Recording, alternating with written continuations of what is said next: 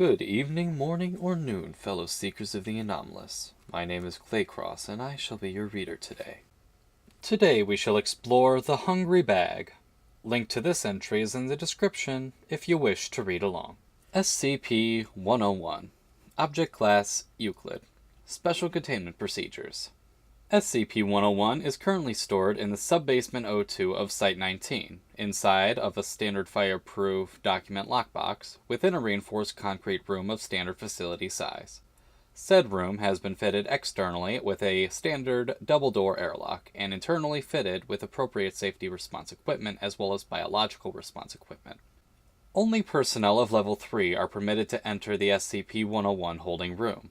Personnel of Level 2 or lower are permitted to interact with SCP-101 only with directives from Level 3 or higher personnel, or with standing directives. The airlock for SCP-101 is set to a standard 10-minute cycle, during which a screening scan, searching for biological or environmental hazards, will be made. SCP-101 is under standing directives for use during 0600 and 2000 hours. Outside of the airlock of the holding room for SCP-101, 2 Level 2 guards are to be posted at all times, with overlapping shifts. Description: SCP-101 appears as a satchel or bag of intermittent size, with observations ranging from an opening of 15 centimeters in diameter to 70 centimeters in diameter. The depths of the container has varied with no standard mean of equality to the relative diameter. The primary feature of SCP-101 is what appears to be a semi-humanoid mouth contained within the opening of the bag, with a mean standard of 31 centimeters of depth into the container, without more than 2 standard deviations of variance regardless of the apparent external depth of the container. The mouth consists of 32 teeth of an off-white hue, all of equal shape and size, consisting solely of incisors of approximately 10 centimeters in length. It has been observed, albeit not measured with accuracy, that within the mouth there is a tongue of indeterminate length, with observations ranging from 50 centimeters to 3.5 meters. The mouth appears wet and spongy. However, all attempts at removal of possible fluids have resulted in failure, with damage to the instruments and harm to the personnel. The current decision is that SCP-101 may be a part of a larger entity of extra-dimensional origin. SCP-101 is not externally mobile. However, internal movements within the container can affect minor movements of the exterior of the container that consists of SCP-101's covering. It is understood that due to the nature of the size improbabilities of the container and object within, the object is of extra-dimensional interaction, if not origin.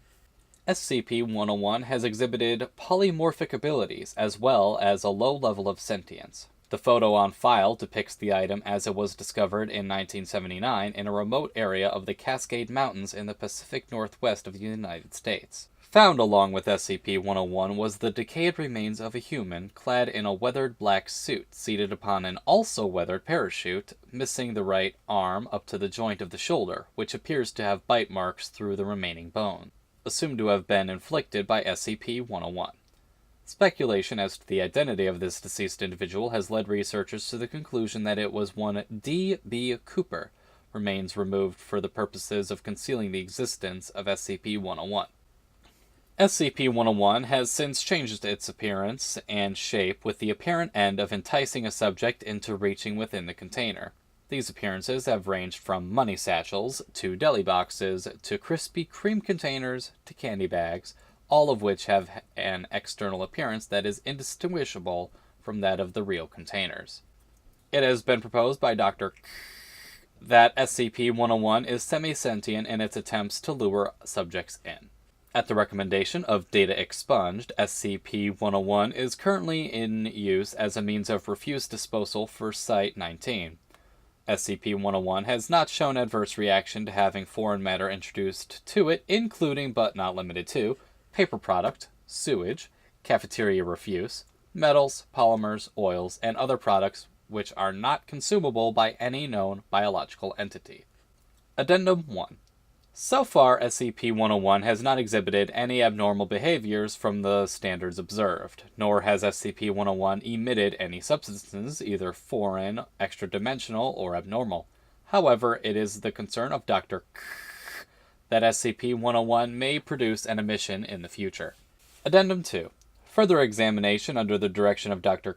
has determined that SCP-101 is ideal for the disposal of hazardous waste and byproducts of other SCP-related projects. Dr. is noted as being opposed to this measure, however, O5 has given authorization for the project to continue.